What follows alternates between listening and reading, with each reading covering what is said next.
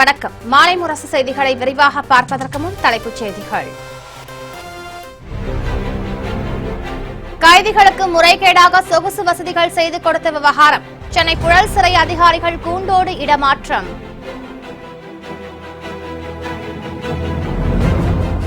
பதிமூன்று ஐம்பொன் சிலைகள் மாயமான வழக்கில் 2 காவல்துறை அதிகாரிகளுக்கு சம்மன். நெல்லை பழவூர் கோவில் சிலைகளை மீட்க சிலை கடத்தல் தடுப்பு பிரிவு போலீஸ் நடவடிக்கை.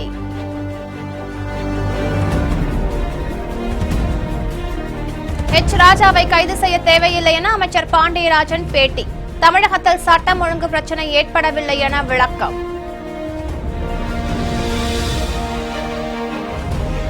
அதிமுக அரசை கண்டித்து தமிழகம் முழுவதும் திமுக என்ற ஆர்ப்பாட்டம்.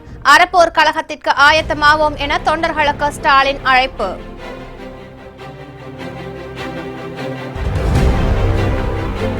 பள்ளி மாணவர்கள் கேள்வி கேட்க அஞ்சக்கூடாது என பிரதமர் மோடி பேச்சு. உடலை வலுப்படுத்த தினந்தோறும் விளையாட வேண்டும் என அறிவுரை. புழல் சிறையில் கைதிகளுக்கு முறைகேடாக வசதிகள் செய்து கொடுத்தது தொடர்பாக சிறை காவலர்கள் 8 பேர் அதிரடியாக இடமாற்றம் செய்யப்பட்டுள்ளனர். சென்னை புழல் மத்திய சிறையில் உயர் பாதுகாப்பு பிரிவில் அடைக்கப்பட்டுள்ள கைதிகளுக்கு டிவி, செல்போன், சொகுசு படுக்கைகள் என பல்வேறு வசதிகள் செய்து தரப்பட்டிருப்பது தொடர்பாக புகைப்படங்கள் வெளியாகி அதிர்ச்சியை ஏற்படுத்தியது. இதனைத் தொடர்ந்து புழல் சிறையில் அதிரடி சோதனையில் ஈடுபட்ட அதிகாரிகள் கைதிகள் பயன்படுத்திய டிவி, செல்போன் உள்ளிட்ட பொருட்களை பறிமுதல் செய்தனர். சில அதிகாரிகள் உடந்தையோடு பல காலமாக கைதிகளுக்கு சிறையில் வசதிகள் செய்து கொடுத்தது வந்ததாகவும் புகார் எழுந்தது. இந்த நிலையில் புழல் சிறையின் தலைமை காவலர்களான விஜயராஜ் ஊட்டி கிளை சிறைக்கும், கணேசன் செங்கம் கிளை சிறைக்கும் இடமாற்றம் செய்யப்பட்டுள்ளனர். இதேபோன்ற முதல்நிலை காவலர்களான பாவாடை ராயர் செல்வகுமார், சிங்காரவேலன், சுப்பிரமணி, பிரதாப் சிங் மற்றும் ஜபஸ்டின் செல்வகுமார் ஆகிய 6 பேரும் வேலூர், சேலம், திருச்சி, கோவை சிறைகளுக்கு இடமாற்றம் செய்யப்பட்டுள்ளனர். இதற்கான உத்தரவை ஏஜிடிபி அசுதோஷ் சுக்லா பிறப்பித்துள்ளார். காவலர்களுக்கு சிறையில் முக்கியமான பணிகளை வழங்க வேண்டாம் எனவும் அந்த உத்தரவில் அறிவுறுத்தப்பட்டுள்ளது. சிலை கடத்தல் வழக்கில் விசாரணைக்கு ஆஜராகுமாறு காவல்துறை அதிகாரிகளுக்கு சிலை கடத்தல் தடுப்பு பிரிவு போலீசார் சம்மன் அனுப்பியுள்ளனர். நெல்லை பழவூர் நாரும்பூதுநாதர் கோவில் பல கோடி ரூபாய் மதிப்பிலான 13 ஐம்பொன் சிலைகள் 2005ஆம் ஆண்டில் திருடப்பட்டது. இது தொடர்பாக சிலை கடத்தல் தடுப்பு பிரிவு போலீசார் வழக்கு பதிவு செய்து விசாரணை நடத்தி வருகின்றனர். இந்த நிலையில் நெல்லை பழவூர் கோவிலில் போலீஸ் சிலைகளை வைத்துவிட்டு கொள்ளையடித்து விட்டதாக சிலை கடத்தல் தடுப்பு பிரிவு போலீஸ் விசாரணையில் தெரிய வந்துள்ளது. மேலும் இந்த விவகாரத்தில் காவல்துறை அதிகாரிகளுக்கு தொடர்பு இருப்பது சிலை கடத்தல் தடுப்பு பிரிவு போலீசாரின் விசாரணையில் கண்டறியப்பட்டுள்ளது. இதனையடுத்து இந்த வழக்கில் ஓய்வு பெற்ற டிஎஸ்பி காசிப், சஸ்பெண்ட் செய்யப்பட்டுள்ள டிஎஸ்பி காதர் பாட்ஷா, மாதவரம் போக்குவரத்து பிரிவு காவல் ஆய்வாளர் ஜீவானந்தம் உள்ளிட்டோர் விசாரணைக்கு ஆஜராகுமாறு சிலை கடத்தல் தடுப்பு பிரிவு போலீசார் சம்மன் அனுப்பியுள்ளனர்.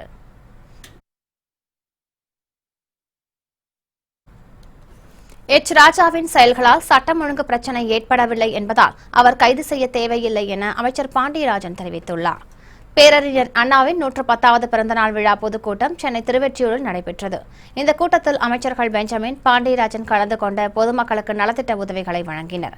இதனைத் தொடர்ந்து செய்தியாளர்களிடம் பேசிய அமைச்சர் பாண்டியராஜன், விமான பயணத்தின் போது தமிழக பாஜக தலைவர் தமிழிசைக்கு எதிராக மாணவி சோபியா கோஷம் எழுப்பியது குற்றமான செயல் என்பதால் அவர் கைது செய்யப்பட்டதாக தெரிவித்தார்.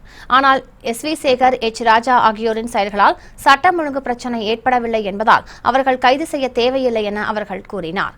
பாஜக அரசுக்கு எதற்கு ஆதரவு கொடுக்க வேண்டுமோ அதற்கு மட்டும்தான் தமிழக அரசு ஆதரவு கொடுத்து வருவதாகவும் பாண்டியராஜன் குறிப்பிட்டார்.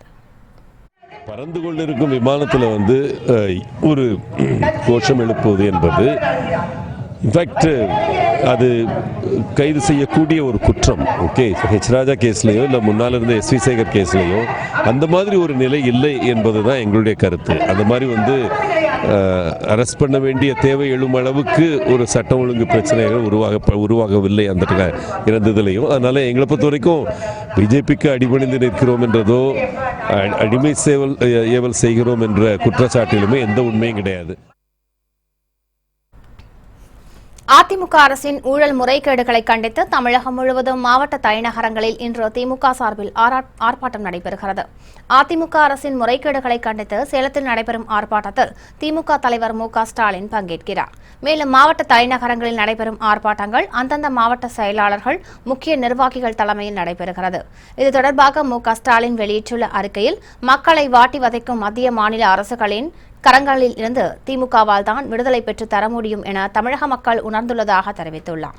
அதிமுகவின் ஊழல் ஆட்சிக்கு எதிராக நடைபெறும் இந்த ஆர்ப்பாட்டத்தில் திமுகவினர் பெரும் திரளாக பங்கேற்க வேண்டும் எனவும் அவர் அழைப்பு விடுத்துள்ளார்.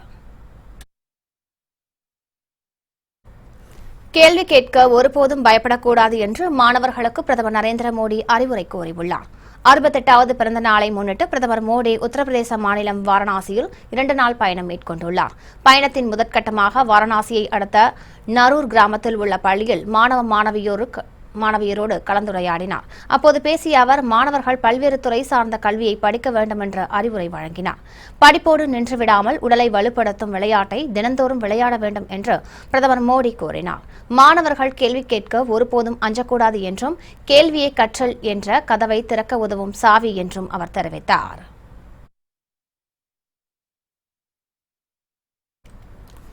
அரசு ஊழியர்களுக்கு 2% அகவிலைப்படி உயர்த்தி தமிழக அரசு உத்தரவிட்டுள்ளது. இது தொடர்பாக முதலமைச்சர் பழனிசாமி வெளியிட்டுள்ள அறிக்கையில், அரசு அலுவலர்கள் மற்றும் ஆசிரியர்களின் நலனில் அக்கறை கொண்டு தமிழக அரசு பல்வேறு சலுகைகளை வழங்கி வருவதாக குறிப்பிடப்பட்டுள்ளது. இந்த நிலையில் அரசு ஊழியர்களுக்கு அகவிலைப்படி 7%இலிருந்து 9% உயர்த்தப்பட்டுள்ளதாக அறிவிக்கப்பட்டுள்ளது. இந்த அகவிலைப்படி உயர்வு ஜூலை 1ஆம் தேதி முதல் கணக்கிட்டு வழங்கப்படும் என்றும் தெரிவிக்கப்பட்டுள்ளது. அகவிலைப்படி உயர்வு மூலம் அரசு ஊழியர்கள், ஆசிரியர்கள் மற்றும் ஓய்வூதியதாரர்கள் பயன்பெறுவார்கள் என்றும் கூறப்பட்டுள்ளது. அகவிலைப்படி உயர்வால் சுமார் 18 லட்சம் அரசு ஊழியர்கள் பயன்பெறுவார்கள் என்றும் தெரிவிக்கப்பட்டுள்ளது. இதன் மூலம் தமிழக அரசுக்கு ஆண்டுக்கு சுமார் 1157 கோடி ரூபாய் கூடுதல் செலவு ஏற்படும் என்றும் அந்த அறிக்கையில் முதலமைச்சர் பழனிசாமி குறிப்பிட்டுள்ளார். தமிழக எம்பி, எம்எல்ஏக்கள் மீதான குற்ற வழக்குகளை விசாரிக்க சிறப்பு நீதிமன்றம் அமைக்க அரசாணை வெளியிடப்பட்டுள்ளது. குற்ற பின்னணி உடையவர்கள் தேர்தலில் போட்டியிட தடை விதிக்க வேண்டும் என்ற உச்சநீதிமன்றத்தில் வழக்கு தொடரப்பட்டது. இந்த வழக்கு விசாரணையின் போது குற்ற பின்னணி உடைய எம்பி, எம்எல்ஏக்கள் மீதான வழக்குகளை விசாரிக்க 8 கோடி ரூபாய் செலவில் 12 சிறப்பு நீதிமன்றங்கள் அமைக்கும் திட்டத்தை மத்திய அரசு தாக்கல் செய்தது. இதற்கு ஒப்புதல் அளித்த உச்சநீதிமன்றம் இந்த சிறப்பு நீதிமன்றங்கள் கடந்த மார்ச் 1ஆம் தேதி முதல் செயல்பட வேண்டும் என காலக்கெடு விதித்தது. இதனை அடுத்து டெல்லியில் நடந்த பிப்ரவரி மாதம் சிறப்பு நீதிமன்றம் தொடங்கப்பட்டுள்ளது. இந்த நிலையில் தமிழக எம்பி, எம்எல்ஏக்கள் மீதான குற்ற வழக்குகளை விசாரிக்க சிறப்பு நீதிமன்றம் அமைக்க அரசாணை வெளியிடப்பட்டுள்ளது. தந்தை பெரியார் சிலையை அவமதித்தவர் மீது சட்டப்படி கடுமையான நடவடிக்கை எடுக்கப்படும் என்று அமைச்சர் ஜெயக்குமார் தெரிவித்துள்ளார். சென்னை மாதவரத்தில் புதிதாக கட்டப்பட்ட மீன் ஊட்டச்சத்து மற்றும் உணவு தொழில்நுட்ப கல்லூரியை மீன்வளத்துறை அமைச்சர் ஜெயக்குமார் தொடங்கி வைத்தார். மேலும் தமிழகத்தின் மீன்வள முன்னேற்றத்திற்கான திட்டம் குறித்த குறுந்தகடையும் உயிர்சூழ் தொழில்நுட்பம் பற்றிய புத்தகத்தையும் அமைச்சர் வெளியிட்டார். இதையடுத்து செய்தியாளர்களிடம் பேசிய அவர், மீன் ஊட்டச்சத்து மற்றும் உணவு தொழில்நுட்ப கல்லூரியின் மூலம் கடலுணவு தொழில்நுட்பத் துறையில் மாணவர்களுக்கான வேலைவாய்ப்பு அதிகரிக்கும் என்றும் தெரிவித்தார். தலைவர்கள் சிலை அவமதிப்பவர்கள் உண்மையாக காட்டுமிராடிகள், அவர் கடுமையாக தண்டிக்கப்பட வேண்டும் என்பதில் அரசுக்கு மாறுபட்ட கருத்து. எனவேதான் முழுமையான அளவிற்கு அரசை பொறுத்தவரை இது போன்ற செயல்கள் எந்த நிலையிலும் ஆரம்ப நிலையிலே ஒடுக்கப்பட வேண்டும் என்பதற்காகத்தான் அம்மா வழியில் பல நடவடிக்கை எடுக்கப்பட்டு வருகிறது. அந்த அடிப்படையில் நிச்சயமாக நம்முடைய தந்தை பெரியாருடைய சிலை அவமதிக்கப்பட்டது மீது கடுமை நடவடிக்கை அரசு உறுதியாக மேற்கொள்ளும். சட்டத்துறை அமைச்சரின் கருத்துக்களை தவறாக புரிந்து கொண்டு மத்திய இணையமைச்சர் பொன் ராதாகிருஷ்ணன் பேசி வருவதாக அமைச்சர் கடம்பூர் ராஜு குற்றம் சாட்டியுள்ளார். தூத்துக்குடி மாவட்டம் கோவில்பட்டியில் விஸ்வகர்மா ஜெயந்தி விழா நடைபெற்றது. இதில் தமிழக செய்தி மற்றும் விளம்பரத்துறை அமைச்சர் கடம்பூர் ராஜு கலந்து கொண்டு சிறப்புரையாற்றினார். இதையடுத்து செய்தியாளர்களிடம் பேசிய அவர், சந்தைகளில் ஆடு மாடுகளை வாங்குவதைப் போல 18 எம்எல்ஏக்களையும் வாங்கிய டிடிவி தினகரன் அவர்களை அடிமைகள் போல் வைத்திருப்பதாக கூறினார். மேலும் டிடிவி தினகரன் ஆர்கே நகர் தொகுதிக்குள் தனியே தைரியமாக செல்ல முடியுமா என்றும் அமைச்சர் கடம்பூர் ராஜு கேள்வி எழுப்பினார். பொதுவாகவே சிறையில் அந்த கைதிகளுக்கு வேண்டிய என்ன அடிப்படை வசதிகள் தேவையோ அதை செய்ய வேண்டியது அரசின் கடமை என்பதைத்தான் அவர் சட்ட அமைச்சர் தன்னுடைய கருத்தாக சொல்லியிருந்தார். அதை இவர் தவறுதலாக புரிந்து கொண்டு சிறையில் சுகபோக வாழ்க்கையை வாழ்ந்தால் அனைவரும் அதை உதாரணமாக எடுத்துக்கொள்வார்கள் என்று சொல்லி தவறுதலாக புரிந்து கொண்டு பேசியிருக்கிறார் என்று நினைக்கின்றேன். 18 எம்எல்ஏக்களை என்னோடு அனுப்பி வைப்பேன் சொல்லியிருக்கிறார். அந்த 18 எம்எல்ஏக்களை அவர் எம்எல்ஏக்களாக இன்னும் சொல்லப்போனால் மனிதர்களாக கூட மதிக்கவில்லை என்பதை இது காட்டுகிறது. ஏதோ ஆட்டு மாடு சந்தையில் விலைக்கு வாங்கியதை போல அவர்கள் வாங்கி வைத்துக்கொண்டு நான் அவர்களோடு அனுப்புவேன் இவர்களோடு அனுப்புவேன் என்று சொன்னால் அவர்களை அவர் கொச்சைப்படுத்துகிறார். அவர் ஆர்கே நகர் தொகுதிக்குள்ளே யாருடைய துணையும் இல்லாமல் தனியாக சென்று வருவதற்கு அவருக்கு தைரியம் இருக்கிறது என்பதை மட்டும் அவர் தெரிந்து கொண்டால் போதும். கடந்த 4 ஆண்டுகளில் பிரதமர் மோடி தலைமையிலான அரசு மக்களுக்கு ஏராளமான சிரமங்களை தந்துவிட்டதாக காங்கிரஸ் தலைவர் ராகுல் காந்தி குற்றம் சாட்டியுள்ளார். சட்டப்பேரவைத் தேர்தல் நடைபெறவுள்ள மத்திய பிரதேச மாநிலத்தில் ராகுல் தேர்தல் பிரச்சாரம் மேற்கொண்டார். போபாலில் நடைபெற்ற பொதுக்கூட்டத்தில் பேசிய அவர் பண மதிப்பிழப்பு மிகப்பெரிய ஊழல் என்றும் இது பணக்காரர்களுக்கு ஆதரவாக கொண்டுவரப்பட்டது என்றார். வறுமையில் வாடும் விவசாயிகளுக்கு கடன் தள்ளுபடி அளிக்க மறுக்கும் பிரதமர் மோடி 15 முக்கிய தொழிலதிபர்களுக்கு 1.5 லட்சம் கோடி ரூபாய் கடன் தள்ளுபடி அளித்துள்ளதாக ராகுல் காந்தி குற்றம் சாட்டினார். மொபைல் போன்கள் உள்ளிட்ட மற்ற பொருட்கள் தயாரிக்கும் தொழிற்சாலைகள் மத்திய பிரதேசத்தில் கொண்டுவரப்படும் என்றும் இதில் உள்ளூர் இளைஞர்களுக்கு வேலைவாய்ப்பில் முன்னுரிமை அளிக்கப்படும் எனவும் ராகுல் காந்தி தெரிவித்தார். உத்தரகாண்டில் பாதுகாப்புத்துறை அமைச்சர் நிர்மலா சீதாராமனை கொல்ல சதித்திட்டம் தீட்டிய இருவரை போலீசார் அதிரடியாக கைது செய்துள்ளனர். பிரதமர் நரேந்திர மோடியின் பிறந்த நாளை முன்னிட்டு உத்தரகாண்ட் பித்தோகர் மாவட்டத்தில் ராணுவம் சார்பில் நடத்தப்படும் மருத்துவ முகாமை மத்திய அமைச்சர் நிர்மலா சீதாராமன் திறந்து வைக்க ஏற்பாடு செய்யப்பட்டிருந்தது. இந்த நிலையில் நேற்று முன்தினம் வாட்ஸ்அப் குரூப்பில் நிர்மலா சீதாராமனை கொல்வதற்கான சதித்திட்டம் தீட்டியிருப்பதாக உத்தரகாண்ட் போலீசாருக்கு தகவல் கிடைத்தது. இதையடுத்து போலீசார் நடத்திய அதிரடி சோதனையில் 2 பேர் கைது செய்யப்பட்டனர். குடிபோதையில் இருந்த அவர்களுக்கு பயங்கரவாத தொடர்பு மற்றும் ஆயுதங்கள் வெடிபொருட்கள் வைத்துள்ளனரா என்பது குறித்து விசாரணை நடைபெற்று வருகிறது. வாட்ஸ்அப் குரூப்பின் அட்மினை கண்காணித்து வருவதாகவும் போலீசார் தெரிவித்தனர். திருப்பதி கோவிலை அரசின் கட்டுப்பாட்டில் இருந்து விடுவிக்க கோரி தொடர்ந்த வழக்கில் உயர்நீதிமன்றத்தை அணுகுமாறு சுப்பிரமணிய சுவாமிக்கு உச்சநீதிமன்றம் அறிவுறுத்தியுள்ளது. இந்து சமய அறநிலையத்துறை சட்டத்தின் கீழ் திருப்பதி ஏழுமலையான் கோவில் உட்பட 11 பணக்கார கோவில்கள் ஆந்திர அரசு கட்டுப்பாட்டில் உள்ளன. இந்த நிலையில் பாஜக மூத்த தலைவர் சுப்பிரமணியன் சுவாமி உச்சநீதிமன்றத்தில் மனு தாக்கல் செய்துள்ளார். அதில் அறங்காவலர்கள், அர்ச்சகர்கள், பக்தர்கள் ஆகியோரின் கருத்துக்களை கோவில் நிர்வாகம் கண்டுகொள்வது இல்லை என்று குறிப்பிட்டுள்ளார். மேலும் இந்து மக்களின் அடிப்படை மத கலாச்சார உரிமைகளையும் ஆந்திர அரசு பறித்து வருகிறது என்றும் சுப்பிரமணியன் சுவாமி குற்றம் சாட்டியுள்ளார். ஆகவே ஏழுமலையான் கோவிலை நிர்வகிக்க அனுமதித்துள்ள சட்டப்பிரிவை செல்லாது என்று அறிவிக்க வேண்டும் என்றும் கோவிலை அரசின் கட்டுப்பாட்டில் இருந்து விடுவிக்க வேண்டும் எனவும் அவர் தெரிவித்துள்ளார். இந்த மனு நீதிபதிகள் RF மனாரிமன், இந்து மல்கோத்ரா ஆகியோர் அடங்கிய அமர்வு முன்பு விசாரணைக்கு வந்தது. இது தொடர்பாக ஆந்திர உயர்நீதிமன்றத்தை அணுகுமாறு சுப்பிரமணியன் சுவாமிக்கு நீதிபதிகள் யோசனை தெரிவித்துள்ளனர்.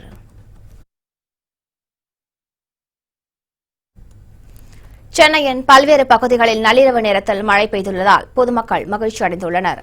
மத்திய வங்கக்கடல் பகுதியில் நிலவி வரும் வளிமண்டல மேலடுக்கு சுழற்சி காரணமாக தமிழகத்தில் 2 நாட்கள் மழை பெய்யும் என சென்னை வானிலை மையம் அறிவித்துள்ளது. எனவே மீனவர்கள் மத்திய வங்கக்கடல் பகுதி, ஆந்திர கடல் பகுதிக்கு செல்ல வேண்டாம் என எச்சரிக்கப்பட்டுள்ளது. மேலும் சென்னை மற்றும் புறநகர் பகுதிகளில் இடைவெளி விட்டு மிதமான மழை பெய்யக்கூடும் எனவும் வானிலை ஆய்வு மையம் தெரிவித்துள்ளது. இந்த நிலையில் கடந்த 24 மணி நேரத்தில் தமிழகம், புதுச்சேரியில் அநேக இடங்களில் மிதமான மற்றும் கனமழை பெய்துள்ளது. குறிப்பாக நள்ளிரவில் வேப்பேரி, எழும்பூர், நுங்கம்பாக்கம், சைதாப்பேட்டை, கிண்டி, ஈக்காட்டுத்தாங்கல் உள்ளிட்ட சென்னையின் பல்வேறு பகுதிகளில் மழை பெய்துள்ளது.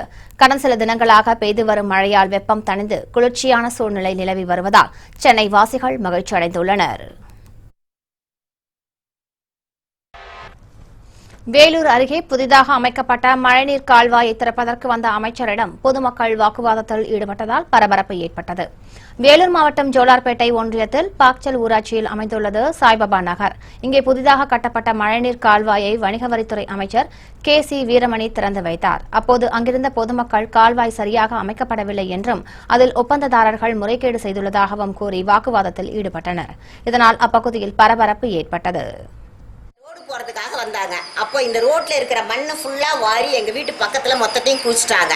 அப்ப நான் அந்த கான்ட்ராக்ட் சார்ட்ட கேட்டேன். அவர் வந்து BDO ஆஃபீஸ்ல இருந்து வந்து அள்ளிட்டு போயிடுவாங்கன்னு சொன்னாரு. ரோடு போட்டு முடிச்ச பின்னாடி கேட்டேன் வேலை செய்யறவங்க கிட்ட, சார் இது நாங்க ரோடு போடுறவங்க, எங்களுக்கு இதுக்கு சம்மந்தம் இல்லைன்னு போயிட்டாங்க.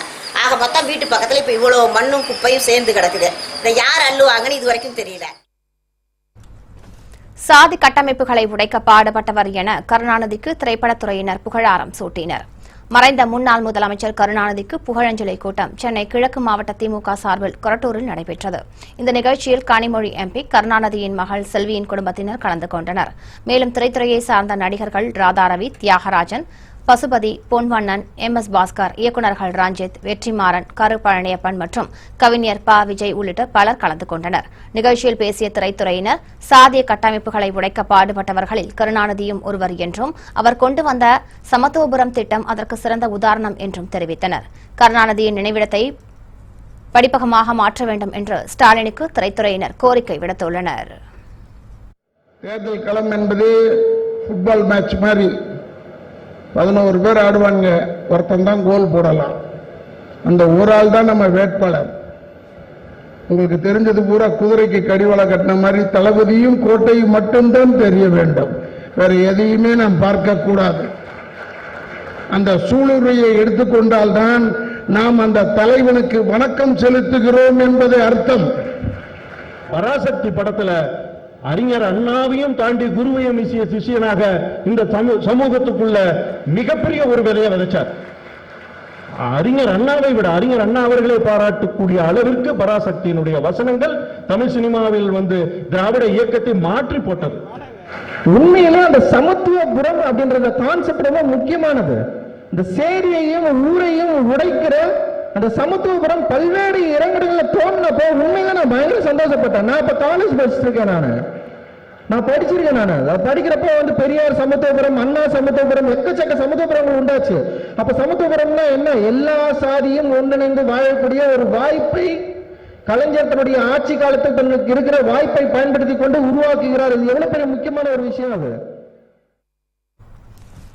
தஞ்சையில் தண்ணீர் வராத கடைமடை பகுதிகளை ஆய்வு செய்து தமிழக அரசுக்கு அறிக்கை அனுப்பும் பணியினை காவிரி உரிமை மீட்புக் குழுவினர் தொடங்கியுள்ளனர்.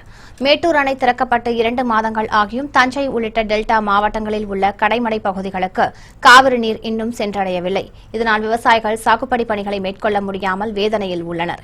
இந்த நிலையில் காவிரி உரிமை மீட்புக் குழுவை சேர்ந்த மூத்த விவசாயிகள் 5 குழுக்களாக பிரிந்து தண்ணீர் வராத கடைமடை பகுதிகளை ஆய்வு செய்து தமிழக அரசுக்கு அறிக்கை அனுப்ப உள்ளனர்.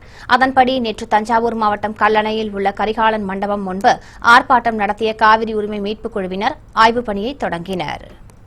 தலைமடையிலிருந்து கடைமடை வரை காவேரி படுகையில் டெல்டாவில் விவசாயிகள் அன்றிலிருந்து இன்று வரை போராடி கொண்டிருக்கிறார்கள். நேரடியாக அந்தந்த ஊருக்கு சென்று 5 குழுவினர் ஊர்திகளிலே சென்று கள ஆய்வு செய்து எங்கே தடுப்பணை கட்ட வேண்டும், எங்கே கதவணை கட்ட வேண்டும், எங்கெங்கெல்லாம் தூர்வார வேண்டும் என்பதை பற்றியெல்லாம் குறிப்பெடுத்து கள ஆய்வு செய்து தொகுத்து வழங்க இருக்கிறார்கள். அவற்றையெல்லாம் தொகுத்து தமிழ்நாடு முதலமைச்சர் அவர்களிடம் கோரிக்கை விண்ணப்பமாக கொடுக்க இருக்கிறோம். இந்திய கம்யூனிஸ்ட் கட்சி சார்பில் வேதாரண்யத்தில் இந்திய அரசியல் சட்டத்தை பாதுகாப்போம் என்ற தலைப்பில் தொடங்கிய பிரச்சார பயணத்தை அக்கட்சியின் மாநில செயலாளர் முத்தரசன் தொடங்கி வைத்தார். நாகை மாவட்டம் வேதாரண்யம் அடுத்துள்ள உப்பு சத்தியாகிரக நினைவு ஸ்தூபியில் இருந்து இந்திய கம்யூனிஸ்ட் கட்சி சார்பில் இந்திய நாட்டை பாதுகாப்போம், இந்திய அரசியல் சட்டத்தை பாதுகாப்போம் என்ற தலைப்பில் பிரச்சார பேரியக்க பயணம் தொடங்கியது. இந்திய கம்யூனிஸ்ட் கட்சியின் முன்னாள் சட்டப்பேரவை உறுப்பினர் பழனிசாமி தலைமையில் நடைபெறும் இந்த பயணத்தை அக்கட்சியின் மாநில செயலாளர் முத்தரசன் தொடங்கி வைத்தார். இதில் இந்திய கம்யூனிஸ்ட் கட்சியின் நிர்வாகிகள் பலர் கலந்து கொண்டனர். இந்த பிரச்சார பயணம் வரும் 23ஆம் தேதி திருப்பூரை சென்றடைகிறது. இந்திய அரசியலமைப்பு சட்டத்தை பாதுகாப்போம், நாட்டை பாதுகாப்போம் என்கிற முழக்கங்களை முன்வைத்து தமிழகத்தில் இன்றைக்கு 6 பிரச்சார பேரியக்க பயணக்குழுக்கள் புறப்படுகிறது. வருகின்ற 23ஆம் தேதி வரை இந்த பயணக்குழு பல்வேறு மாவட்டங்களுக்கு சென்று, அதேபோல 6 குழுக்களும் அனைத்து மாவட்டங்களுக்கும் சென்று கோடிக்கணக்கான மக்களை சந்தித்து வருகின்ற 23ஆம் தேதி செப்டம்பர் 23ஆம் தேதி திருப்பூரில் நிறைவடைய இருக்கிறது. ஊபா சட்டத்தின் கீழ் திருமுருகன் காந்தியை கைது செய்ய சென்னை எழும்பூர் நீதிமன்றம் மறுத்துவிட்டது. மே 17 இயக்க ஒருங்கிணைப்பாளர் திருமுருகன் காந்தி சென்னை நுங்கம்பாக்கத்தில் நடந்த பொதுக்கூட்டத்தில் பாலஸ்தீன விடுதலை குறித்து பேசியதாக புகார் எழுந்தது. இதனையடுத்து சட்டவிரோத நடவடிக்கை தடுப்புச் சட்டத்தின் கீழ் அவர் மீது வழக்கு பதிவு செய்யப்பட்டது. இந்த நிலையில் திருமுருகன் காந்தியை உபா சட்டத்தின் கீழ் சிறையில் அடைக்க உத்தரவிடக் கோரி சென்னை எழும்பூர் நீதிமன்றத்தில் வழக்கு தொடுக்கப்பட்டது. இதனை விசாரித்த நீதிபதி மலர்விழி உபா சட்டத்தின் கீழ் திருமுருகன் காந்தியை கைது செய்ய எந்த முகாந்திரமும் இல்லை என்று கூறினார். மேலும் சட்டவிரோத நடவடிக்கை தடுப்பு சட்டத்தின் கீழ் பதிவு செய்யப்பட்ட வழக்கையும் ரத்து செய்து நீதிபதி உத்தரவிட்டார். இதனையடுத்து பொது அவமதிப்பு பங்கம் விளைவித்தது தொடர்பாக பதிவு செய்யப்பட்ட சட்டப்பிரிவின் கீழ் திருமுருகன் காந்தி சிறையில் அடைக்கப்பட்டார்.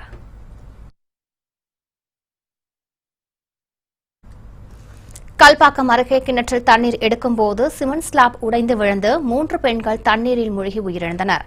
5 பேர் உயிரோடு மீட்கப்பட்டுள்ளனர்.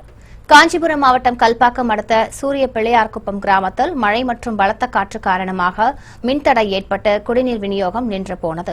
இதனையடுத்து ஊரின் ஒதுக்குப்புறமாக உள்ள பொது கிணற்றில் அப்பகுதி மக்கள் தண்ணீர் எடுத்துள்ளனர்.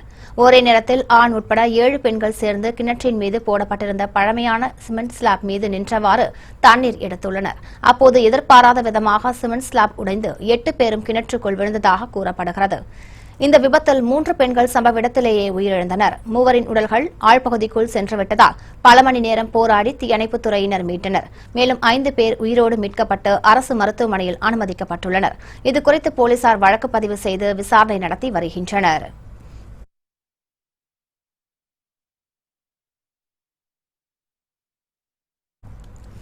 திருப்பதி ஏழுமலையான் கோயிலில் நடைபெற்ற கருட சேவை நிகழ்ச்சியில் லட்சக்கணக்கானோர் கலந்து கொண்டு சுவாமி தரிசனம் செய்தனர். திருப்பதி ஏழுமலையான் கோவிலில் வருடாந்திர பிரம்மோற்சவம் கடந்த 13ஆம் தேதி கொடியேற்றத்தோடு தொடங்கியது. பிரம்மோற்சவத்தின் 5ஆம் நாளான நேற்று முக்கிய வாகன சேவையான கருட சேவை நடைபெற்றது. மலையப்ப சுவாமி கருட வாகனத்தில் வீதி உலா வந்து பக்தர்களுக்கு அருள் பாலித்தார். இந்த கருட சேவையை காண்பதற்கு நாடெங்கிலும் இருந்து லட்சக்கணக்கான பக்தர்கள் திருப்பதியில் குவிந்தனர். அவர்கள் கோவிந்தா என்ற கோஷம் எழுப்பியபடி பக்தி பெருக்குடன் பெருமாளை வழிபட்டனர். பக்தர்களின் வசதிக்காக கூடுதல் பேருந்து வசதிகளும் செய்யப்பட்டிருந்தன.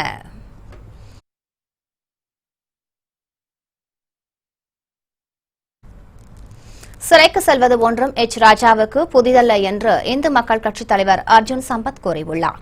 இது தொடர்பாக கொடைக்கானலில் செய்தியாளர்களிடம் பேசிய அவர் ராஜாவின் பேச்சு சிலரால் எடிட் செய்யப்பட்டு வெளியிடப்பட்டுள்ளதாக கூறினார். நடிகர் ரஜினிகாந்த் விரைவில் கட்சி தொடங்கி வரும் சட்டமன்ற தேர்தலிலேயே அனைத்து தொகுதிகளிலும் போட்டியிடுவார் என்றும் அர்ஜுன் சம்பத் தெரிவித்தார். அவர்கள் தன்னுடைய பேச்சு எடிட் செய்யப்பட்டு வெளியிடப்பட்டிருக்கிறது என்று விளக்கம் கொடுத்திருக்கிறார். ஆகவே ராஜாவை குறிவைத்து தனிமைப்படுத்தி அவரை சிறையில் தள்ளிவிட வேண்டும் என்று ஊடக பயங்கரவாதத்தை ராஜா மீது ஏவி விடுகிறார்கள். ரஜினிகாந்த் 234 தொகுதியிலும் போட்டியிடப் போவதாக அறிவித்திருக்கிறார். நிச்சயமாக ரஜினிகாந்த் அரசியலுக்கு வருகிறார். ஆன்மீக அரசியலை அவர் முன்னெடுத்திருக்கிறார். அதற்கு எல்லா விதமான தயாரிப்புகளும் நடைபெற்றுக் கொண்டிருக்கிறது. அவருடைய ஆன்மீக அரசியல் 234 தொகுதியிலும் வெற்றி பெறும். ரஜினிகாந்த் முதலமைச்சர் ஆவார்.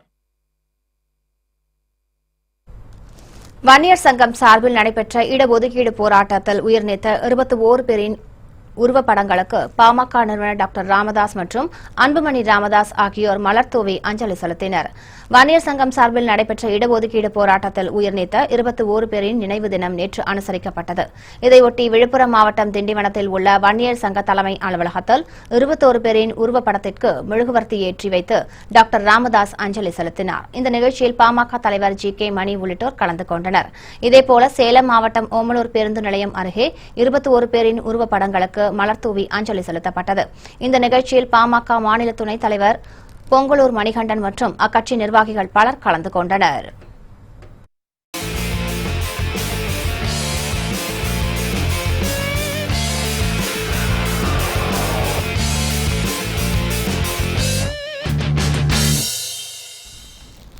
அமெரிக்காவிலிருந்து வெளிவரும் பிரபல வார பத்திரிகையான டைம் இதழ் 1375 கோடி ரூபாய்க்கு தொழிலதிபர் ஒருவருக்கு கைமாறி உள்ளது.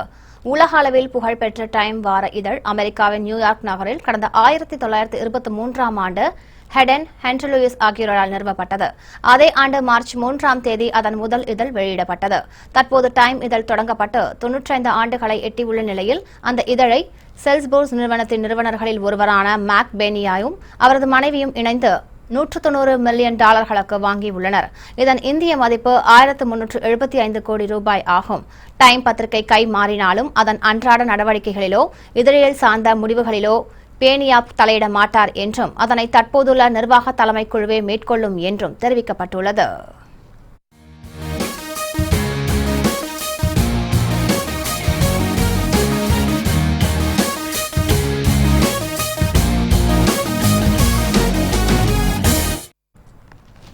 ஆசிய கோப்பை கிரிக்கெட் தொடரில் இலங்கை அணிக்கு எதிரான ஆட்டத்தில் ஆப்கானிஸ்தான் அணி 91 ரன்கள் வித்தியாசத்தில் அபார வெற்றி பெற்றது. துபாயில் நடைபெறும் ஆசிய கோப்பை கிரிக்கெட் தொடரின் நேற்றைய 3வது ஆட்டத்தில் இலங்கை ஆப்கானிஸ்தான் அணிகள் மோதின. இதில் டாஸ் வென்ற ஆப்கானிஸ்தான் அணி பேட்டிங்கை தேர்வு செய்தது. அந்த அணி நிர்ணயிக்கப்பட்ட 50 ஓவர்களில் அனைத்து விக்கெட்டுகளையும் இழந்து 249 ரன்களை சேர்த்தது. ஆப்கானிஸ்தான் அணியின் ரஹ்மத் ஷா சிறப்பாக விளையாடி 72 ரன்களை எடுத்தார். இதையடுத்து 250 ரன்கள் எடுத்தால் வெற்றி என்ற இலக்குடன் இலங்கை அணி களமிறங்கியது. அந்த அணியின் முக்கிய வீரர்களான குசால் மெண்டிஸ், டி சில்வா, குசால் பெராரா, ஷேகான் ஜெயசூர்யா உள்ளிட்டோர் சொற்ப ரன்களில் ஆட்டமிழந்தனர். இதையடுத்து இலங்கை அணி 41.2 ஓவர்களில் அனைத்து விக்கெட்டுகளையும் இழந்து 158 ரன்கள் மட்டுமே எடுத்தது. இதன் மூலம் இலங்கைக்கு எதிரான ஆட்டத்தில் 91 ரன்கள் வித்தியாசத்தில் ஆப்கானிஸ்தான் அணி அபார வெற்றி பெற்றது.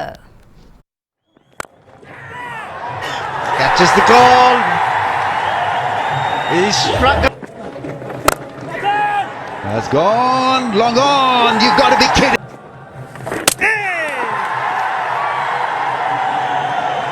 MLGB. And it hasn't changed. And unfortunately. புத்தம் புதிய செய்திகள் அவ்வப்போது முழுமையாக மாலை முரசு தொலைக்காட்சி வழங்கும். இணைந்திருங்கள் மாலை முரசு தொலைக்காட்சியோடு. வணக்கம்.